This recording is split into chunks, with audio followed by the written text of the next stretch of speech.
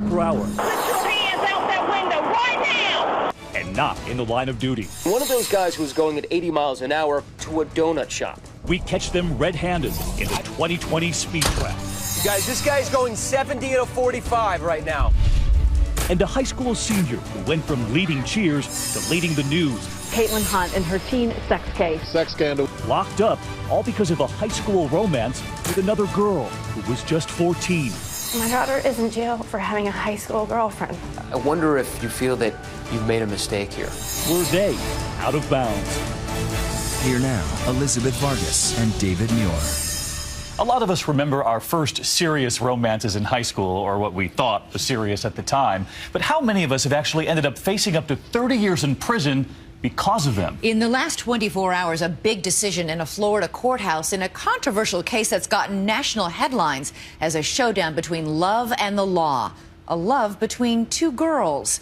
Here's Matt Gutman with the exclusive jailhouse interview. On Florida's treasured coast, Sebastian River High, home of the Sharks. Can't hide that shark pride, they say. But what was hidden in that teenage shark tank called high school? No one is proud of. A sex scandal, felonious love. Caitlin Hunt and her teen sex case. Sex scandal. Lewd and lascivious battery of a child. Caitlin Hunt was a senior whose crush turned into a crime. Her love improbably landing her in lockup here at the Indian River County Jail. A criminal relationship never crossed my mind once.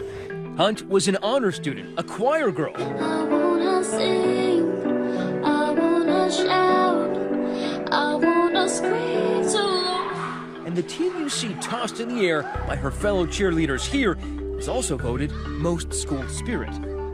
Possessed of a big heart. It's cute, but it's a video. Right for love. We had lunch together. We just started hanging out a lot, like in school and talking. The cheerleader fell for the jock, at first just stealing kisses, and then sex in the school bathroom. I would say we had a really close relationship. We told each other everything. Although Caitlin was 18 at the time, the person she had sex with was just 14. But it gets much more complicated because this is not a classic Romeo and Juliet story, it's a Juliet and Juliet story. The person 18-year-old Caitlin Hunt says she loved and had sex with was a 14-year-old girl. The homosexuality aspect of it was involved. When you have somewhat of a spiritual community, lots of churches, and a lot of very conservative people, to be quite frank with you, when that type of liberal activity comes to a community, it's the talk of the town. She was real funny. She was like that person you could go to if you're having a bad day. She could cheer you up in like 5 minutes. She was just, all around, like, just a good girl. Caitlin's mother, Kelly, says she knew her daughter was in a same-sex relationship, but didn't realize the other girl was so young. And did you meet the girlfriend? Mm-hmm. Yep. What did you think of her? She was a sweetheart. I liked her. She was very sweet. Did it ever dawn on you that the difference in age might be a dangerous thing? I did not know the girl was 14. I had no idea she was a freshman. She looks older than my daughter. Something else she says she did not know, the younger girl ran away from home one night and had a sleepover with Caitlin in her home. Eventually, it was a coach who revealed the relationship to the younger girl's parents. The next day, they and their 14-year-old daughter were in the sheriff's office. Their feeling was that the relationship was unhealthy and inappropriate based upon the age of the parties. Crimes Against Children detective Jeremy Shepard set a trap using the younger girl as bait.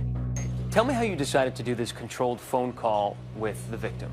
That is a procedure that we often use in cases like this in order to attempt to get the victim to get a confession from the suspect for us. Like, you're my first person I ever had sex with, like, so I mean, like, that's an attachment, you know? Like, does that mean anything to you? Obviously, it means something to me. This is where sweet love soured. In the state of Florida, even consensual sex between an 18-year-old and a 14-year-old is illegal. Caitlin was arrested. They had her in handcuffs in the driveway. Put into a police cruiser. What's going through your mind? I don't even know. It's just I was so shocked. I was scared to death because she was so scared to death. I'm Detective Shepard with the Sheriff's Office. In an interrogation room, Caitlin is questioned, asked about intimate details most people would want to discuss with their best friend, much less a police officer. Would you say the first time y'all had sex was before Christmas or after Christmas? After. Okay. We met Caitlin at the Indian River County Jail yesterday for her first interview. We expected to meet a bubbly teenager, but after 2 months in lockup, the high-spirited girl was gone. This Caitlin appeared stunned, nearly speechless, still a bit bewildered by the whirlwind that landed her here. So you literally didn't know that you were breaking the law? No, I really didn't know. I wouldn't have continued if I really knew what the laws were and if I knew what I was getting myself into. Assistant State Attorney Brian Workman charged Caitlin with 2 counts of lewd or lascivious battery. Those are felonies. I don't think that either one of these girls thought that anything that they did was wrong. I understand that Caitlin is 18. I'm well aware that she's 18, but in no way, shape, or form is that child an adult. After her arrest in February, Caitlin was released on bail. The judge set a condition: she could not contact her young girlfriend. The peppy cheerleader and choir girl who dreamed of studying nursing was now facing serious criminal repercussions for her forbidden romance. A possible criminal record, registering as a sex offender and going to prison for a maximum of 30 years. Voted most school spirit? Yeah. And then you're in jail. I know. It's like something you think you would never go through. I felt like my senior year was like ruined. Did she ever tell you about her sexuality? Not outrightly, not like, hey, I am gay, or hey, I'm a lesbian, or hey, I'm bisexual. We never had that conversation. Her mother claiming the prosecutor and the younger girl's family were motivated in part by an anti-gay bias. On Facebook, she aired her daughter's Shakespearean lament, writing of the younger girl's parents. They were out to destroy my daughter. They feel like my daughter made their daughter gay. The family then came up with this line: stop the hate, free Kate. I needed everybody to know what was going on, and for someone else to say, you were right. Like, this is absolutely crazy and wrong. Gay rights activists and others grabbed this digital gauntlet and rallied behind Caitlin and her family. Supporters donated tens of thousands of dollars. A petition against the prosecution got more than 300,000 signatures online. And this summer, Caitlin flew to New York to march in the world's largest annual gay pride parade. What does it feel like to, in some ways, become this icon of the gay community? It's pretty awesome because, the support from that community is it's overwhelming, but nice at the same time. I'm scared of losing my life, the rest of my life, not being able to go to college and be around kids and my sisters and my family. If Caitlin were Kyle, how different would this be? My honest opinion is it would not be an issue. Do you think CS's parents would have gone to the police had they not believed she was in a gay relationship? I believe that they would have gone to the police anytime they found out that an adult was having sex with their child, particularly at school. An adult, someone who's in high school with her. She's an adult. Basketball team, cheerleading. She is an adult. Florida has a mandatory reporting law, and if they had not reported, they would have been committing a crime. Even so, the prosecutor offered Caitlin a plea deal. It included no jail time. She rejected the offer, insisting she did nothing wrong. She wanted a trial to prove her innocence. Tell me what you were fighting for. Equality, justice. But then, a shocking reversal. 20,000 reasons, Caitlin Hunt landed right back in jail. Parents thrown into a tailspin over a phone call from their daughter. Behind bars and desperate. Just hang in there, just calm down. And what about the other parents? We'll hear how they have suffered and their surprising views about the relationship that became a crime. Stay with us. 2020 continues with Matt Gutman.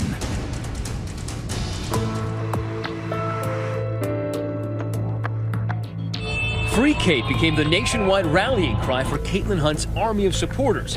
There has been a massive campaign all week on her behalf. The peppy Florida high school senior had been arrested for having a sexual relationship with a 9th grader, a 14-year-old girl. Did you love her? Mm-hmm. Yeah, I loved her a lot. I was like my best friend too, Serious jail time because of her sexual relationship. Charged with having sex with a 14-year-old female classmate. She's not a predator. She's not a pedophile. She's this beautiful, smart, talented girl. Caitlin Hunt's family and supporters complained loudly that anti-gay bigotry was driving the prosecution, bias on the part of the state and the younger girl's parents. Those supposedly bigoted, biased parents Jim and Lori Smith. She definitely took our daughter's innocence away in a way that should not have been done. When they were informed their daughter was involved with an 18-year-old, they say they don't even remember being told it was an 18-year-old girl. 18? My daughter's only 14. She's not allowed to date yet. I knew that my daughter wasn't emotionally mature enough for any 18-year-old. If Caitlin had been a Kyle, would it have made a difference to you? No, it wasn't the gender. Yeah. If it was Kyle, it still would have been wrong. For her part, Caitlin Hunt rejected plea offers that would have let her avoid jail. She and her family insisting that she was the victim because of her sexual preference. I just think it's so wrong. I just want to do everything I can to beat it. And to win and get her, have her life back, our lives back.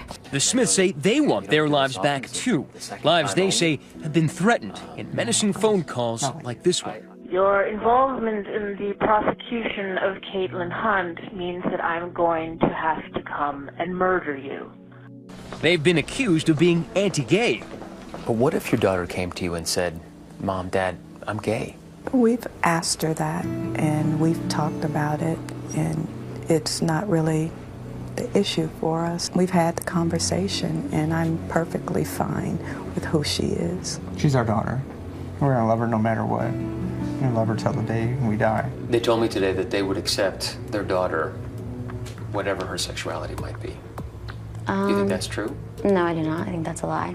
I've always thought it was a gay issue for them. And the time the young girl ran away wound up, as they would later discover, in the bedroom of Caitlin Hunt. The girl's parents say that was one of the worst days of their lives. Lori, of all the things that we've talked about, your daughter going missing seems to be the thing that is most painful to you. Why? I thought someone had come and taken her, and my only thought was, I should have been there. I'm supposed to take care of her. This is my baby. But the Smith family had not heard the last of Caitlin Hunt. In spite of the judge's order forbidding any contact whatsoever, police say Caitlin had been exchanging text messages with the other girl, more than 20,000 texts, sending her nude and lewd photos and videos of herself, and most damning, there was intimate physical contact. I wonder if you feel that you've made a mistake here. I made a mistake. I mean, do you think you made a mistake? Did you do anything wrong? I don't even know. I don't know how to answer that question, honestly. Do I think I made a mistake by dating someone in high school that I went to school with and I played basketball with? No.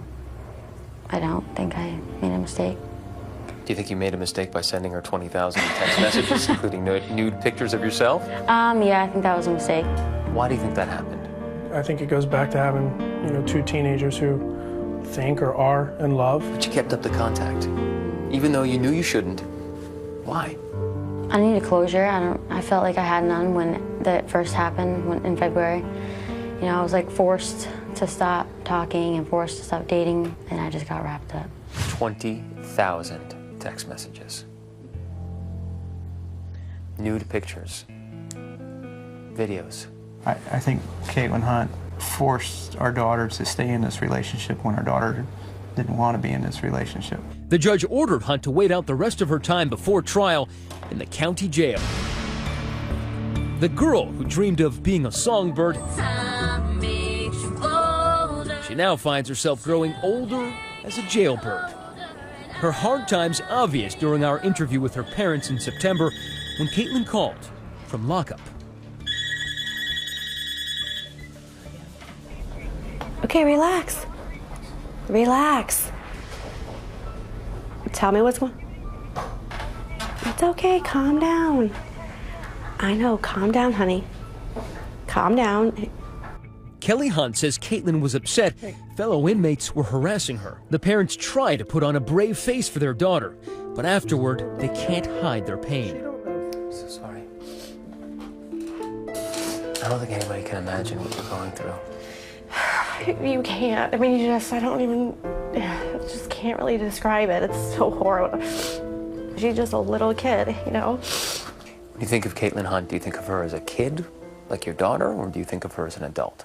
I honestly think of her as a child. I think that if she was an adult and she thought like an adult, then this would not have happened. Do you think she loved you? It's hard to say now, after all this came out and stuff, but I believe she did at the time, before I got in trouble. Do you still love her now? I love her, you know, as a person. I don't think I could ever, you know, be with her again. Should it be legal for someone who is 18, regardless of sex, to be with someone who is 14? It's a tough question, and I don't know if there's a right answer. What I know is that 2 teenage girls in high school that consent to a relationship, they shouldn't be felons for it. I mean, I've never really got educated on dating laws or, you know, the age differences and stuff like that. Would you raise your right hand, please? Do you swear or affirm the testimony you're about to give is the truth, the whole truth, and nothing but the truth? In the end, there would be no trial for Caitlin Hunt. Just yesterday, she agreed to a plea deal that will set her free in 2 months. She'll be home for Christmas, a gift for her heartsick family. Although there will be 2 long years of house arrest, followed by probation. As long as I'm home with my family, I get to see everybody every day, and then I think I'll be okay. The Smiths say their daughter is doing okay too, focusing on schoolwork and sports. A relationship between 2 girls called out of bounds. It cost them so much. One lost her innocence, the other her freedom. Both lost their love. So what do you think tonight? Was Caitlin out of bounds? Should she have known the law? Or was this simply high school love and parents who didn't like it? Let us know on Twitter. Use the hashtag ABC2020. And if you thought that was out of bounds, wait till you see what's coming up next. Cops caught speeding in a 2020 speed trap. Stay with us.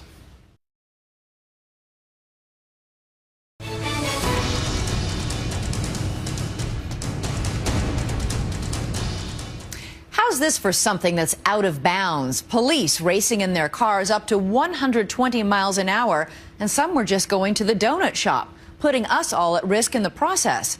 Once again, Matt Gutman with the 2020 speed trap. So this guy's going well over 80 right now. So there I was, humming down a highway in a Dodge Challenger, trying to chase down a speeding North Carolina state trooper. You guys, this guy's going 70 at a 45 right now. How'd I get here? Well, it all started when we first saw this video. It's a Florida state trooper in hot pursuit of a motorist, flying up I-95 at speeds of up to 120 miles per hour. But this is no ordinary speed demon. It's a Miami-Dade police officer. It is a Miami police. The cop ignores the trooper's lights and sirens and tears across lanes of traffic. Finally, 7 minutes later, he pulls over. Believing that only a criminal in a stolen car could drive so recklessly, the trooper approaches with gun drawn. Put your hands out that window right now! Put your hands out the window! What's the big need for speed? Turns out the cop was running late for his off-duty job as a security guard. And I had to get there by 7 o'clock, and I didn't think I was going to make it. And we discovered this guy isn't some kind of lone wolf. All around the country, families have learned the painful way that speeding cops can kill. To be clear, we're not talking about police responding to an emergency with lights and sirens on. And when cops just gun it, the results can be lethal. Take a look at this. It's 2:15 a.m. on this Connecticut road. A Milford Police Department car speeding in a 40-mile-per-hour zone. Suddenly, another cruiser rockets past at 94 miles per hour and rams into a passenger car.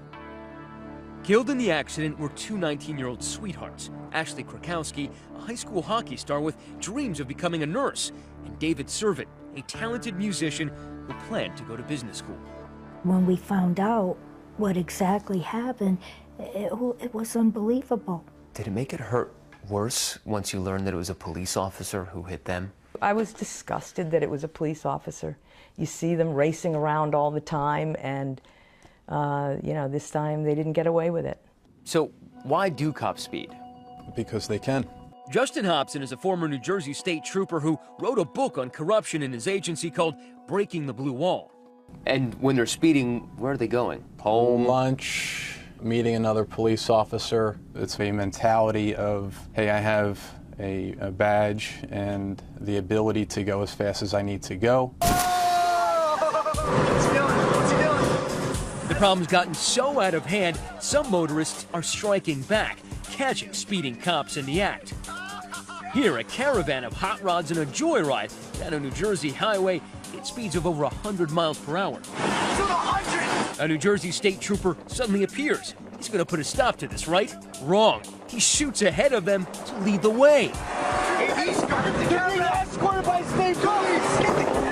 That Pied Piper of sports cars was suspended. This angry motorcyclist with the helmet cam turns vigilante and takes off after a fast-moving police cruiser just to prove how fast he's going.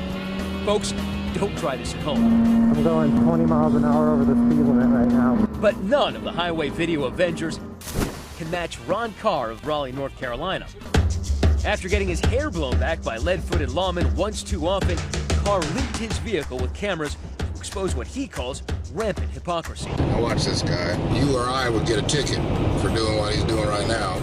Yes, they're fast, and he's furious. Who polices the police? What does it take for an officer to be charged? Right. Carr's now posting his greatest hits on, what else? His own YouTube channel. I figure the more videos that I have, then folks will realize that it is a common problem. But it's a problem that police departments seem reluctant to acknowledge. Going back to that terrible Connecticut crash, the officer involved was convicted and sentenced to 10 years in prison, though he's currently free as he appeals.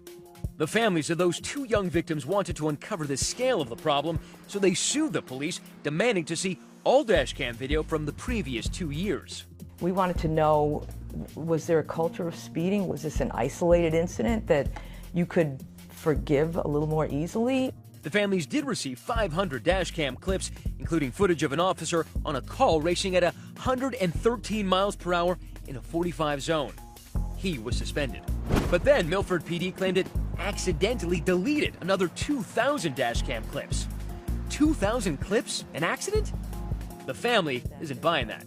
There appeared to be quite a culture of speeding to the extent that Milford finally destroyed the tapes. Former Trooper Hobson says it's almost unheard of for cops to crack down on each other over speeding. If you do so, you're deemed a stool pigeon, and there's ramifications for doing that. Get out of the vehicle! Want proof? Then turn back to that video of Florida Trooper Donna Watts. Remember, she pulled over a Miami police officer who was later fired from his department and is now trying to get his job back. But Watts says she was the one ultimately punished. After the incident, she started receiving threatening phone calls and spotting strange police vehicles in front of her home. She's now suing the cops who were snooping on her, claiming the harassment made her life hell, prompting her to leave road patrol, even her home. Ms. Watts feels betrayed for some members of the law enforcement community to turn against her. It has torn her apart. Next, we set up our own speed trap and a chopper in the sky, catching speeding cops lead-footed and red-handed. And we learned they like being called out for speeding any more than we do. Don't you think it's a little hypocritical that police officers go 85 miles an hour and they would clearly pull someone like me over? Stay with us.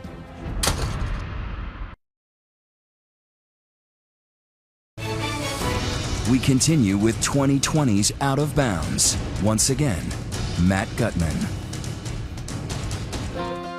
North Carolina, where tobacco is king and traffic laws reign with an iron fist. Go 15 miles an hour over the limit here, you will get your license suspended and you could land in jail. Police here are sworn to enforce these tough laws, but we wondered, do they actually obey them too? To find out, we decided to turn the tables on the cops with our own 2020 speed trap in Raleigh, North Carolina. We're going to be along this road. Our objective, not only to catch any speeding cops in the act, and to all be on walkie-talkies, but to follow them to their final destination. Our target location, a stretch of I-40 near downtown Raleigh, where the speed limit is 65 miles per hour. We deploy our surveillance team, starting with Ron Carr.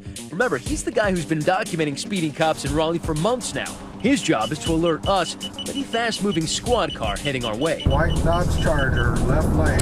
Actually, he's running hot. To accurately measure how fast any suspected speeding cops are traveling, 3, 2, 1, mark. We set up 2 checkpoints. 3, 2, 1, mark. The plan is if we confirm cops are speeding, we'll spring our trap, deploying my chase car to tail them wherever they're going. Even though we chose something with some hefty horsepower, we don't want to get busted for speeding ourselves. So in case we lose them, where did he go? We brought in the Air Cavalry, a 2020 helicopter equipped with an aerial surveillance camera. Those cops can run, but they can't hide from our eye in the sky. The 2020 speed trap is set, and it's not long till this cruiser flies by our checkpoints at 75 miles per hour. Mark. That's 10 over the limit. No lights, no sirens. By the time the cruiser reaches us in the chase car, we estimate it's picked up even more speed. It's going about 85. It's hard for us to catch up. My chase car is left in the dust, but luckily, our chopper team gets us right back on track. We are on it. Chopper's on it. It says SBI Crime Lab. We're able to follow the car to its final destination and confront the lead-footed driver. Matt Gutman from ABC News. Hi. How you been? I'm good. Good. We were watching you on I-40. Okay. We're going about 85 miles an hour. Okay. Wondering what you think about that. I don't really have a comment. You don't have a comment? No. It's hardly an emergency. The officer is just dropping off evidence at the state crime lab. Don't you think it's a little hypocritical that police officers go 85 miles an hour and they would clearly pull someone like me over? That would upset people. Isn't what you're supposed to do, to some extent, serve as an example of how people should drive? So stand by, this guy's moving. Astonishingly, the cops kept coming, zooming by us, smashing speed laws to take care of, I got him, non-emergency business. He's cooking. Like the sheriff's deputy who hits 85 miles per hour, that's 20 over the limit. We're able to follow the deputy all the way downtown, where we discover there's no emergency. She was just apparently late for an appointment at the courthouse. All right, she is pulling into the official intake vehicles only. We can't do that. He's running hot. Same story with another sheriff's vehicle that we clock at 82 miles per hour. He's going so fast. He was going 82. Stay on him. Chopper, stay on him. Everybody stay on him. He's moving too fast for me to keep up with. Oh man, we just lost him. Finally, our trusty chopper again comes to the rescue and puts us back on his tail. The officer leads us on a merry, slow-speed chase through Raleigh's downtown streets. He's going around in circles. He is aware we're following him. I think he's trying to shake us. He finally comes to a stop at the federal courthouse. We're from ABC News. We noticed that on I-40 over there, you were going about 82, 85. Wondering if you were on an emergency call. We didn't see the flashers. Pick up a federal prisoner and take him back to Edgecombe County. I don't know, if I went 81 or 82, you'd probably pull me over. I would. You think your superior would mind that you were going that fast? Would he mind? Probably. 2, 1, mark. But not all of the cops we caught speeding were on official business. Check out this officer cruising by at 79 miles per hour. Our helicopter crew tracks him as he exits the highway and follows him to, you're not gonna believe this, a donut shop. And Dunkin' Donuts wasn't the only eye-opening destination we discovered over the course of our surveillance op. Check out this highway patrol SUV speeding at 75 miles per hour. I see him. By the time he gets to us in the chase car, we estimate he's going even faster. So this guy's going well over 80 right now, the middle lane. Tearing across lanes just to get to his exit. Oh, wow, he did 3 lanes at once. Did 3 lanes without using his blinkers, ladies and gentlemen. We're able to catch up on a local road, but again, he punches the accelerator.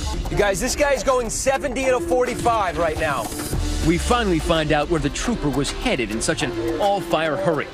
Incredibly, he was speeding just to get to the Highway Patrol Training Academy. This place even has its own driver's training course. So, we're doing a story about speeding cops, and we noticed you were going about 80 miles an hour on the highway, and then about 75 in a 45. We had a hard time keeping up with you. Yeah, I was trying to get over here this morning. The concern is that, police officers speeding, a lot of folks want to see you set an example, and if you're going about 15, 20 miles over the speed limit, there might be some concern. I understand what you're saying. If you're wondering what subject this officer teaches here, take a look at his shirt. Yup, that's right. He's a driving instructor. Gentlemen, how are you? Time to get some answers. We walk into the training academy with cameras rolling. Let me get to step inside. Sure. But none of the supervisors on site are willing to talk. You're not even curious about what your guys are doing, the guys who are speeding to get here to work for you? Sir, I'm not even at liberty to discuss this with you. Later, after we've left North Carolina, a spokesman for the Highway Patrol tells us they've launched an investigation into what we found. We went ahead and started looking into this matter, and we're going to handle it accordingly. Do you find it outrageous that one of the people we found driving most recklessly seemed to be a driving instructor? That's not a good thing. It kind of paints the wrong type of message. We are dealing with that individual. But in Connecticut, what we found during our surveillance operation came as no surprise to the families of teenagers Ashley Krakowski and David Servin, who lost their lives because of a speeding cop. Today, they rest side by side. The tragedy has left their families deeply skeptical that cops will actually crack down on their own. And never in a million years will they do that, ever. Would you say that these speeding cops destroyed your family? Yes, they did ours. Ripped our hearts out. They did. And it could be anybody's kid, anybody's child. And it's the worst thing you could ever happen to you. Our hearts go out to both of those families tonight, and we wondered, have you seen speeding cops? Let us know on Twitter. Use the hashtag ABC2020. And next year, the kindergarten teacher caught out of bounds when she had her kindergartners go after the bully. We'll be right back.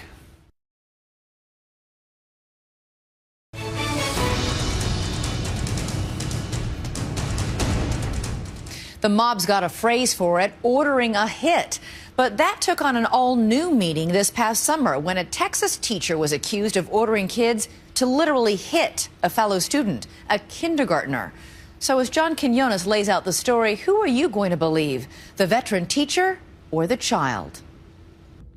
Were you loud at the kids? I'm loud. Cynthia Ambrose is a kindergarten teacher who earned a reputation for being the enforcer at Salinas Elementary in San Antonio.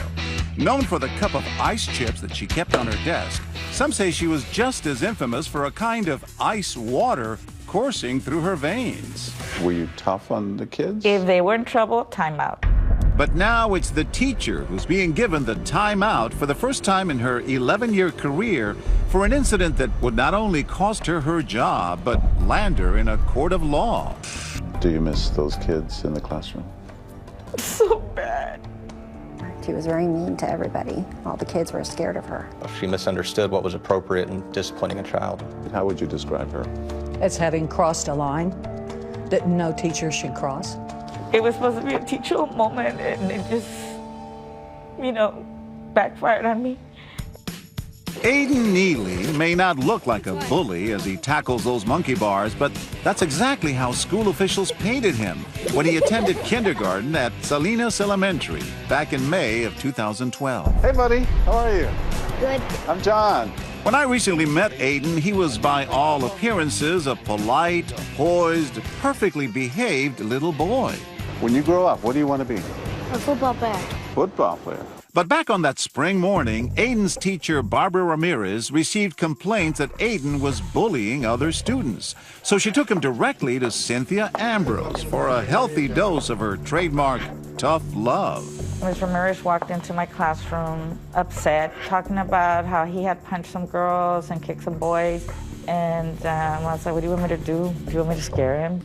In keeping with her M.O., Ambrose takes discipline to a whole new level. She stands Aiden in front of the class and makes an outrageous appeal to her students. I turned around and said, well, does everybody want to show what it feels like? Expecting a yes, and I would turn to Aiden and say, would you like your friends to hit you? Sure enough, a student took the dare, and suddenly 6-year-old Aiden was under assault. It happened so freaking fast that next thing I know, I hear this hit. Aiden's mom, Amy, is horrified by what she says happens next. Ms. Ambrose took it upon herself to have her kids line up and hit Aiden. Some in the face, some in the back, some on his head. He said some hit him twice. Word spread, and Ambrose suddenly found herself in the principal's office.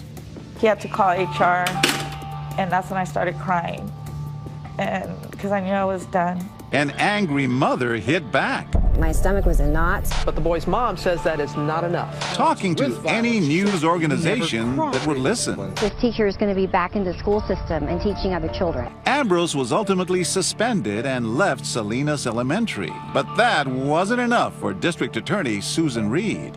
We have not had a case like this before. And I felt it was imperative that the state speak up about it. In June, Ambrose was put on trial, accused of encouraging multiple students to hit Aiden that day. But if you think Ambrose was about to fall on her sword, think again. How many kids hit him? That I know of, one. Only one? That's a far cry from what Aiden Neely would tell a sympathetic jury. He was the prosecution's star witness. Do you remember other kids getting up and slapping you in the back? Yes. Okay. Do you remember how many kids did it? I think like 21. The prosecution also called the only other adult eyewitness, that teacher who brought Aiden to Ambrose's class that day, Barbara Ramirez, and she had her own damning account. Then that's when she asked, she said, come on boys and girls, let's line up and let's bully Aiden. Did Miss Ambrose say anything when she saw the students hitting Aiden? That's when she said, come on, let's hit him harder. Did you say those things? No. Not expecting them to do that. No. You're sorry you said that. Big time. I wish I could take them back. Is Cynthia now lying? Yes, she scared him. She humiliated him. No chance that this could have been misconstrued, that maybe it was a misunderstanding by a kindergarten student? I think the misunderstanding was on the part of Miss Ambrose. She misunderstood what was appropriate in disciplining a child. During the trial, Ambrose says she'd visit the church adjacent to the courthouse, the once unbending disciplinarian on bended knee. Everybody kept praying and saying, you know, have faith in God. The truth